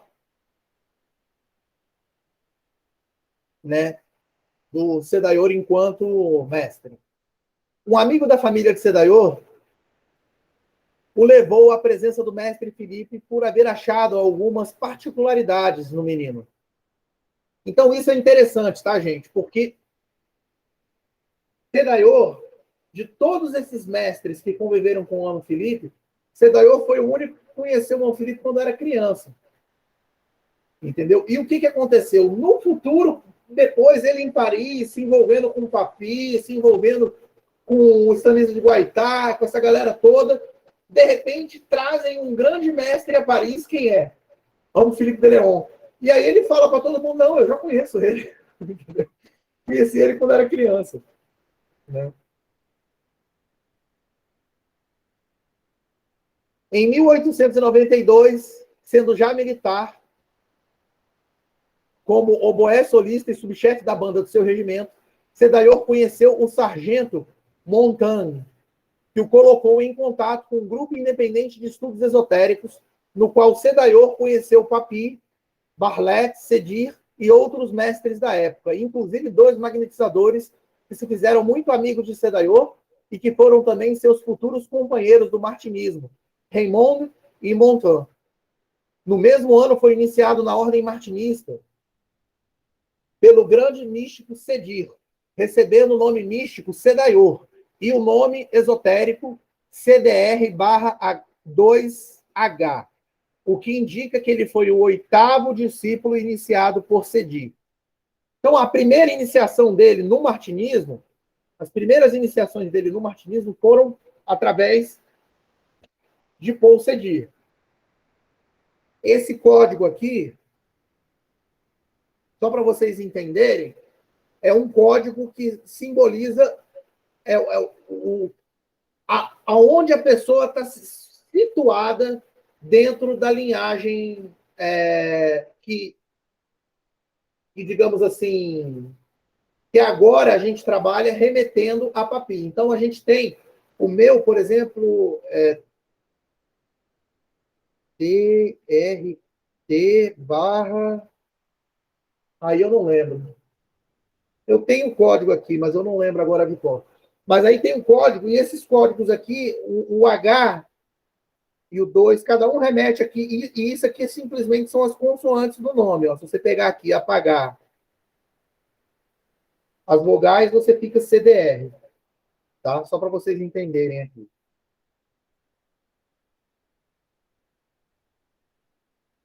Em 1893, Sedayor foi iniciado martinista e logo SI, assumindo a função de mestre de cerimônias da loja Hermanubis, que se dedicava especialmente à via mística e, dentro dela, à doutrina oriental.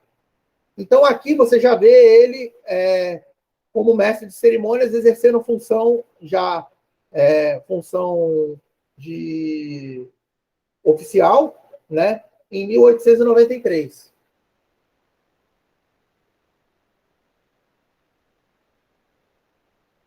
Os maçons sabem, né, que talvez mais difícil do que ser venerável mestre é ser mestre de cerimônias. Mestre de cerimônias tem que saber tudo de todo mundo. Em 1894, foi sagrado bispo pelo patriarca Valentim Nils, que é Julius Doinel, em Orleans.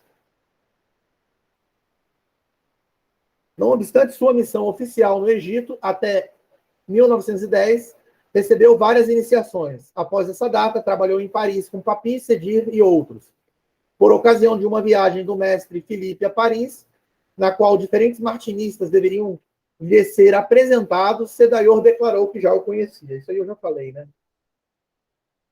Em 1895, o encontramos SII, tendo 23 anos de idade, sendo nomeado por Papi delegado especial do Supremo Conselho da Ordem Martinista. Já pertencia também à Ordem Cabalística da Rosa Cruz, e entrara, assim, em contato mais íntimo com os mestres, tais como Saint de Guaitá, Saint-Yves d'Auverdré, Peladin, Bartlett, Oswald Wirth e Lermina, e tantos outros.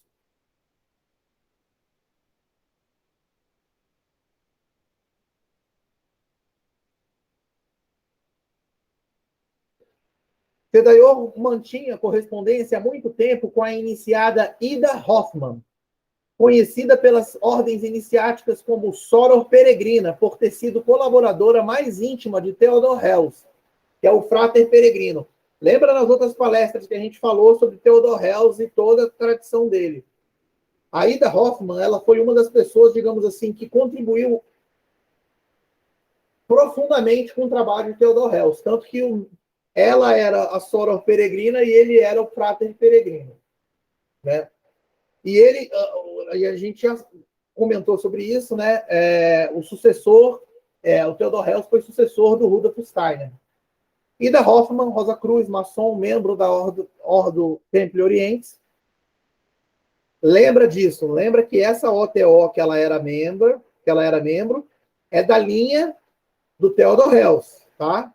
Aqui a gente ainda não está falando, né, nada de OTO crowleyana.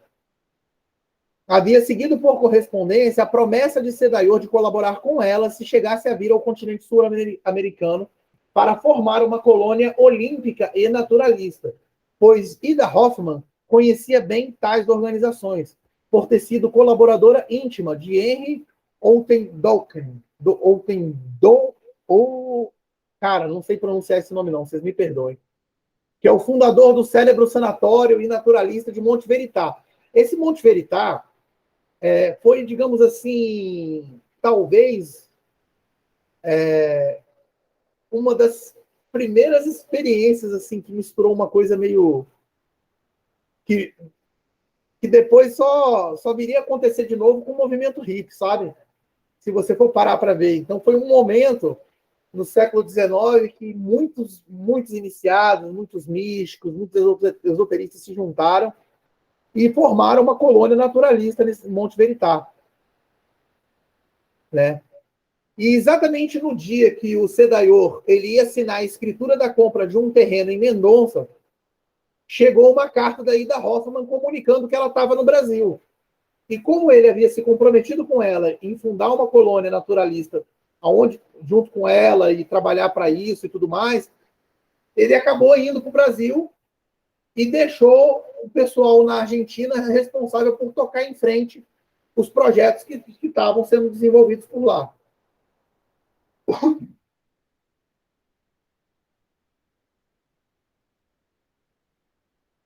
Bom, então eu faço uns cortes assim para as pessoas entenderem um pouco da história, digamos, profana de um mestre e depois do que seria a história iniciática de um mestre. Agora a gente vai abordar a figura de Sivananda. No final de que é o filho de Sedaior. No final de 1924, regressa para o Brasil, filho e sucessor de Sedaior, o mestre Gerhel, Sri Sivananda Swami. Após uma estada de 2 anos na Europa, onde realizou seu serviço militar, participou ativamente das ordens martinista e Rosa Cruz Cabalística no Velho Continente e casou-se com uma parisiense, a irmã Lotúcia.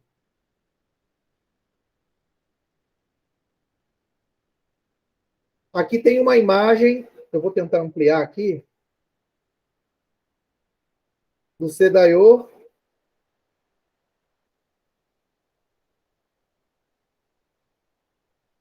com a mãezinha, que é a esposa dele, num trailer. Ai, meu Deus, eu não estou conseguindo parar isso aqui. Pronto, consegui. Tá?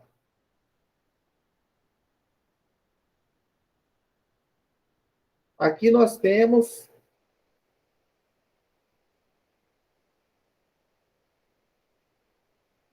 uma fotocópia do diploma dele da Ordem Rosa Cruz Cabalística, com as iniciações dele de bacharel, licenciado e doutor. Tá?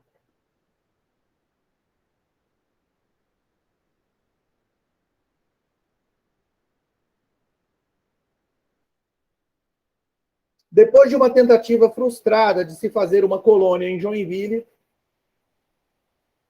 mudam todos para Curitiba, visto que Sedaior já mantinha relações por correspondência com o poeta e filósofo Dário Veloso. Gerhel insiste na revivificação da ordem martinista.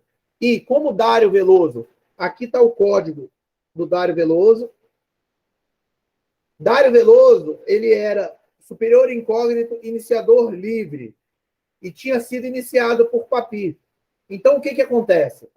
Aqui tem um momento que Dário Veloso tinha sido iniciado por Papi e tinha sido nomeado em 1904 soberano delegado para o Brasil do Supremo Conselho, presidido por Papi e Gerhel. O convida para formar parte do movimento de reorganização da ordem martinista no continente.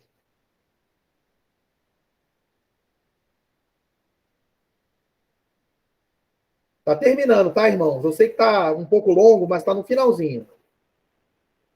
Faltam poucos slides e agora os slides são mais com imagens. Aqui nós temos uma imagem né, com o mestre Sedayor, né, a Soror Peregrina e o irmão Dário Veloso, ou Apolônio, na biblioteca do Instituto Neopitagórico, em Curitiba. Então, isso aqui é uma prova, tá? E uma imagem vale mais do que 1000 palavras, que havia um relacionamento entre esses três irmãos. E eu vou dizer para vocês o que acontece quando vários mestres se encontram e são de sucessões diferentes, tá? Sempre que isso acontece, a gente troca as sucessões. Um inicia o outro dentro da sua sucessão. Isso é normal. É padrão. Entendeu? Aconteceu com outros iniciadores meus. Então, isso é muito normal. Aconteceu com o Patriarca Totti. Até tem uma história que a matriarca contou para mim, que ela pode contar para vocês também, sobre o irmão que foi no patriarca com relação à ordem Elicorrã e tudo mais. Tinha uma das tradições de Elicorrã e decidiu iniciar o patriarca novamente nessa tradição, né, receber essa linhagem. Automaticamente, a gente tem que lembrar daquela estrutura do tripé, que quando a gente está falando de martinismo, para a figura de Papi, o martinismo vinha com aquele conjunto, entendeu? Mas o que acontece é o seguinte, outros mestres, eles iam, digamos assim, apesar de receber todas aquelas sucessões, todas aquelas linhagens, e apesar de receberem aquelas heranças, por exemplo, tem mestre que gosta mais de cabala, tem mestre que gosta mais de alquimia, tem mestre que gosta mais de tradição oriental. O mestre Sivananda era um mestre que ele tinha uma veia oriental muito forte. Tanto que um dos nomes principais dele é Sri Sivananda Swami. Né? Então, assim, é o nome que mais se conhece ele, pouco se conhece ele como Gerhel, que é o nome dentro da tradição martinista, cabalística e etc. Mas se conhece ele pelo nome de Sivananda, que é uma tradição, né, do yoga. Bom, falando sobre o irmão Dário, ele já tinha tentado e não tinha tido muito êxito em reativar, em desenvolver, na verdade, a ordem martinista no Brasil. E ele acabou abandonando esse ideal, entendeu? E fundou o Instituto Neopitagórico. E ele falou, sinceramente, para o mestre Sedayor que ele não estava disposto a tentar de novo, porque ele já havia tentado e, aparentemente, as pessoas não estavam preparadas, talvez, né, na minha opinião, para a realidade do martinismo, né, que é uma linha cardíaca super profunda, né, e que realmente é preciso um certo preparo. Às vezes as pessoas ficam muito no plano da mente, né, e o martinismo é a via cardíaca.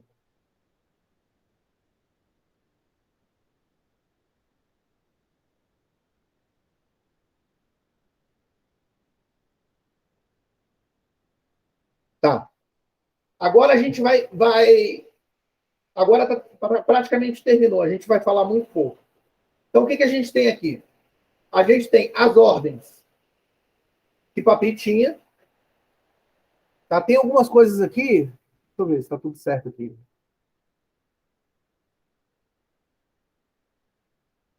Tá, tá certo.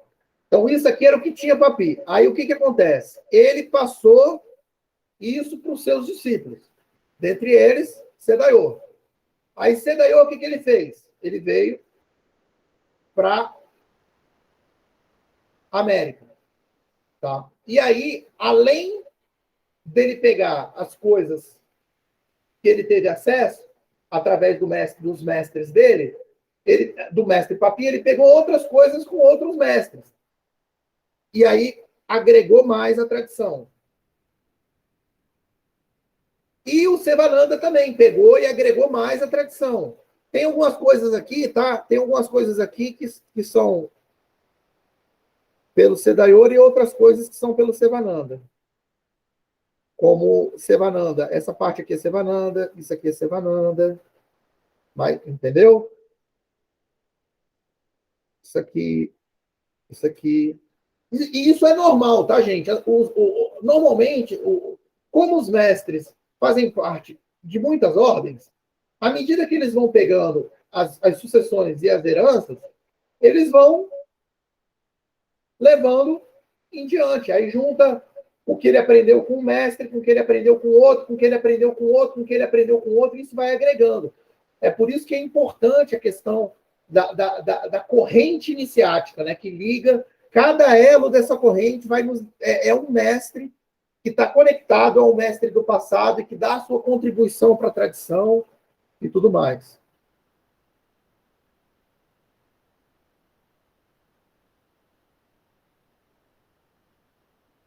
Tá.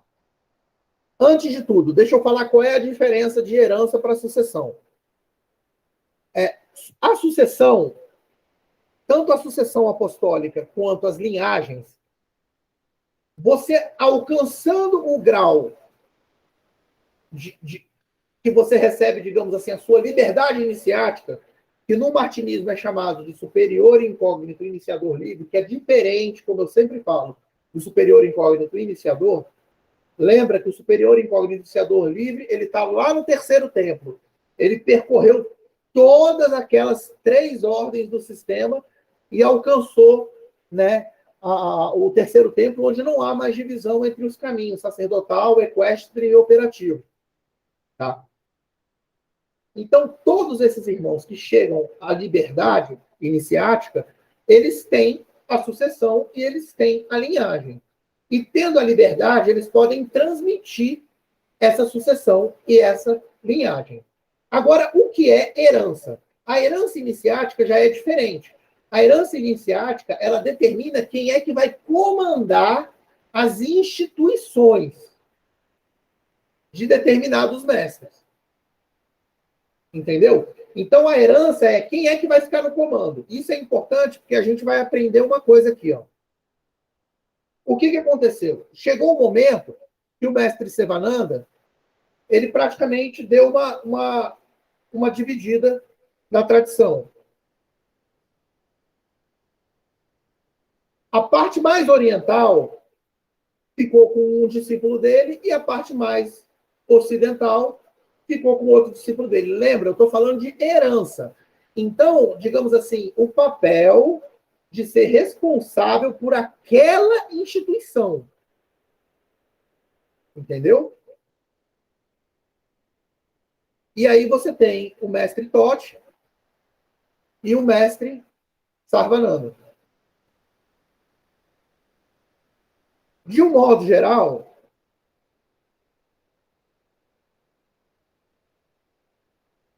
as partes mais ocidentais ficaram com um, as partes mais ocidentais ficaram com o outro. Só que, de um modo geral, o patriarca Totti, que foi o foco do patriarca Totti? A nível mais externo, foi a Igreja Expectante. A nível um pouco mais interno, foi a Grande Ordem dos Cavaleiros de Filipe de León. E a nível mais interno, a Ordem Rosa Cruz Cabalística. Tá? Mas ele, em termos de sucessão e linhagem, ele recebeu tudo que os mestres dele passaram para ele. Mas em termos de herança, que era, digamos assim, a responsabilidade por estar no comando de determinadas ordens, aí isso foi meio que dividido.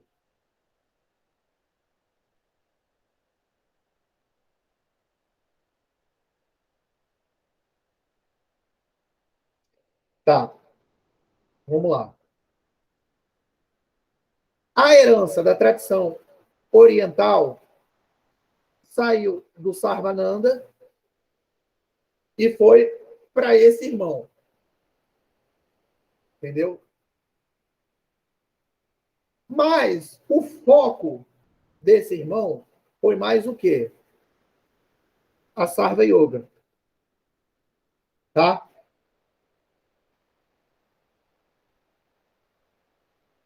E a herança ocidental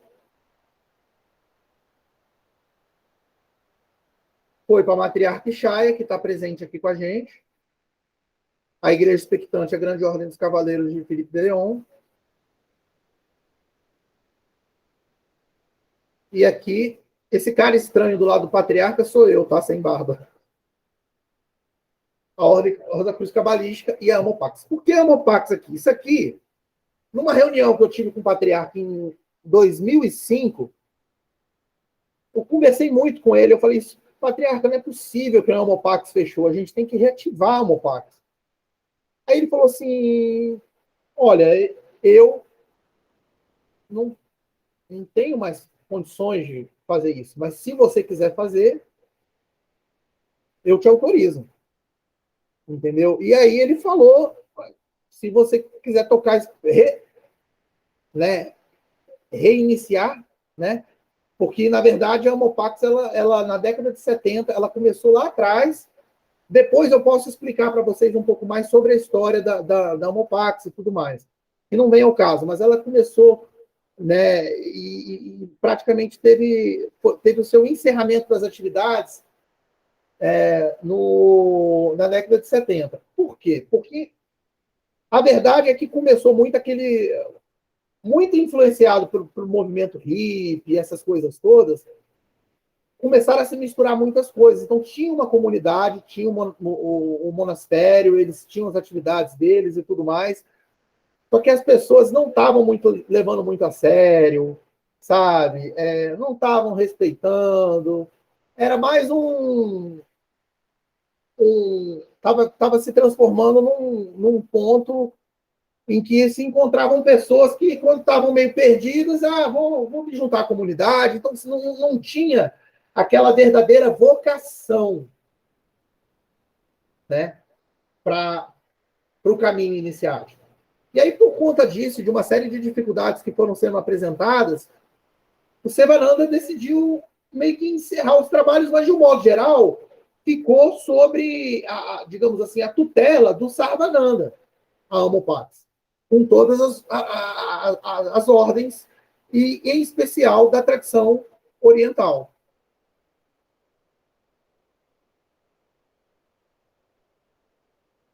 Tanto que o mestre Sarva,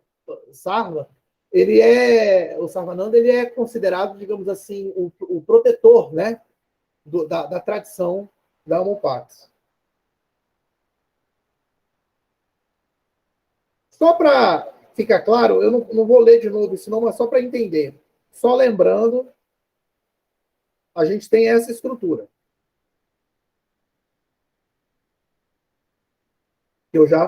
Que é o slide que eu já passei, que eu repeti eles aqui, só para a gente ter uma lembrança.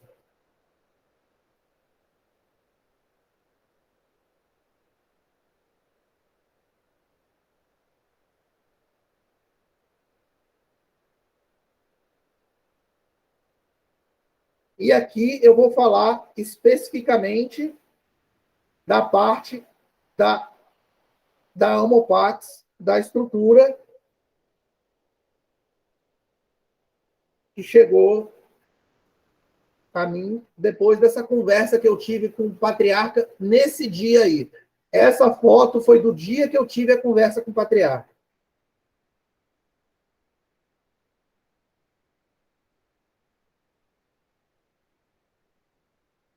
Aqui são algumas fotos, algumas imagens, só para vocês conhecerem um pouco como é que foi.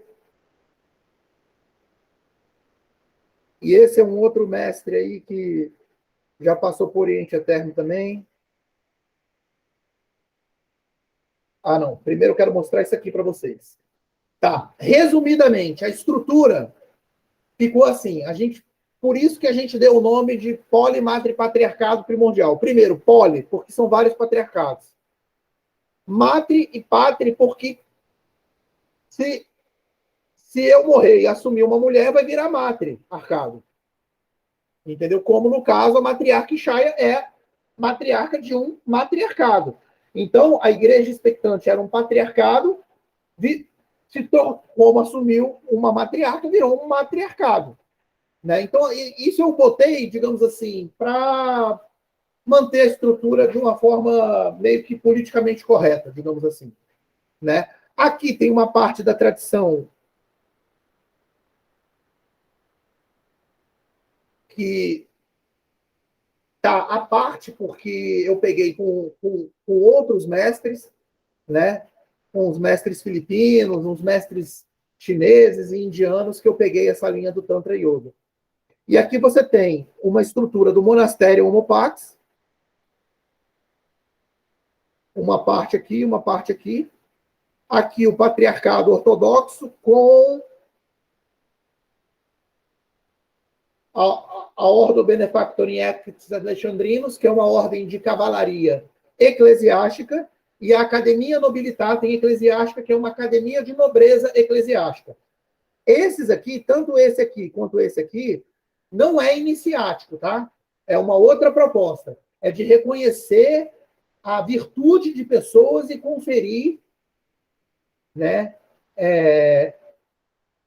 através do reconhecimento como uma forma de reconhecer, emitir um título de nobreza eclesiástico ou um título de cavalaria eclesiástico para esse irmão que faz parte das ordens. E aqui a gente tem uma estrutura super resumida do Colégio Adeptorum. Com o Sumo Supremo Santuário Primordialis, o Patriarcado Rosa Cruz, o Patriarcado Gnóstico, o Priorado Retificado Martinista Primordial e o Patriarcado Martinista Primordial. E aqui, gente, eu não sei se vai dar para vocês entenderem. Eu vou tentar botar a tinta, pegar aqui uma outra coisa aqui. Então, o Sudadharma Mandalam, o que é? É uma ordem iniciática da Grande Fraternidade Branca. A Satyagraha é a tradição do Gandhi. Mahakrishna, o próprio nome já diz. A Sociedade dos Essênios e Terapeutas. Eu acrescentei o nome e terapeutas, porque os terapeutas eram uma vertente um pouco semelhante aos essênios, mas eles eram eremitões, então eles ficavam sozinhos, se reuniam só uma vez por semana para fazer celebrações. Entendeu? E fora isso, eles viviam no deserto e tudo mais. Mas por ser bem semelhante à tradição dos essênios, e por hoje em dia se ter maiores informações sobre os terapeutas, né, a gente decidiu acrescentar esse nome e fazer essa alteração no nome da ordem. Uma sociedade de estudos e práticas taoístas, a sociedade apeirosófica, por motivos óbvios, a gente não vai usar o termo teosófico, né, porque esse termo passou a ser referente a uma instituição específica, apesar de todas as vezes que eu usar o termo teosófico, eu vou estar usando no termo lato sensu, a não ser que eu explique especificamente que eu estou falando dessa instituição, né, o que raramente vai ser o caso. E o que significa a peirosofia? É a de não peiro limitado, sofia sabedoria. Então é a sabedoria do ilimitado. Né? Só para não entrar em questões de nomenclatura, porque o que eu sempre digo, gente, que o importante é a parte espiritual e não a parte material.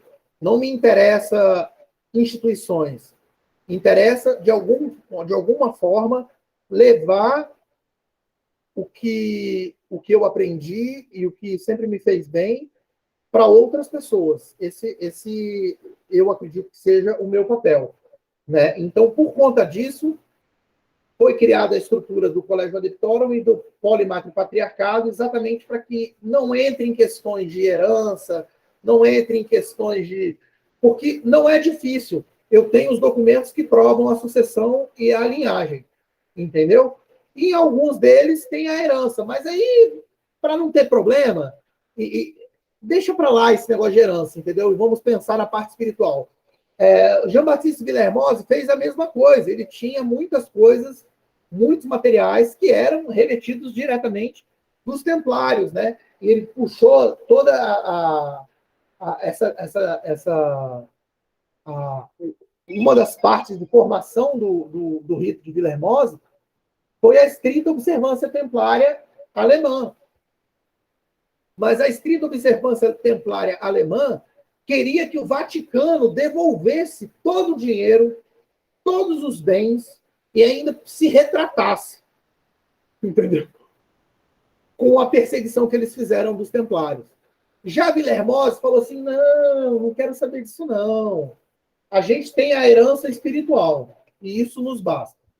Então, eu sou desse pensamento. O que é importante é o caráter espiritual e a importância da gente divulgar com todos aqueles que sinceramente e verdadeiramente se propõem e se dispõem. E quem falava isso para mim sempre era o patriarca Totti, né? O mestre Totti sempre falava isso, quem se propõe e se dispõe a trilhar esse caminho, que é um caminho de autoconhecimento, de lapidação da pedra bruta de nosso ser, né? Um caminho que a gente tem que constantemente vencer nossas paixões, submeter nossa vontade, acabar masmorras aos vícios e erguer templos a virtudes, né? Então, para vocês terem uma noção, essa daqui é uma estrutura um pouco mais detalhada, tá? Da estrutura do Colégio da Vitória e da Amopax. Então, você tem aqui a Ordem Rosa Cruz Cabalística, a Ordem dos Irmãos Iluminados da Rosa Cruz, Fraternitas Tesaulis Lucis, Fraternitas Rosa Cruciana Antiqua, Golden Dawn. Aqui já tem coisas de outras sucessões e coisas que eu peguei também com outros mestres, mas é só para os irmãos terem uma noção. Desse lado aqui, eu coloquei as tradições. Então, você tem tradição yoga, tradição budista, tradição judaica heterodoxa, tradição taoísta, tradição cristã heterodoxa, tradição islâmica heterodoxa e tradição do voodoo gnóstico, que são as tradições. Aqui eu estou falando de todas as tradições que, de alguma forma, eu recebi a sucessão, a linhagem ou a herança. E aqui é só da linha do yoga, tá? Eu, infelizmente, depois que eu colei esse negócio aqui, eu vi que a definição não estava muito boa, que não ia dar para ler. Mas, para os irmãos terem uma ideia, né, a parte de yoga, ela se subdivide em todas essas vertentes aqui que a gente trabalha, tá? E aí, irmãos, eu terminei. Eu peço desculpas. Essa foi uma palestra mais demorada. Normalmente eu não passo. Eu vou até no máximo 9h40, né? Quando eu já exagero, né? Mas eu queria terminar isso para que na outra semana a gente possa estudar já outras coisas, né? E agora eu vou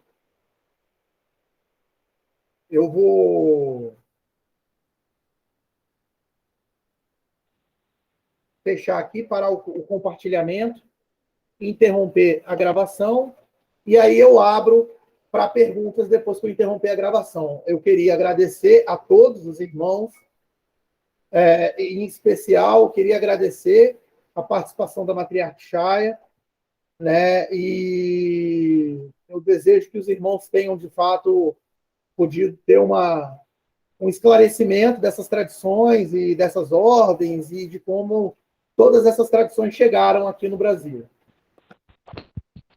Só um segundo. Eu tenho uma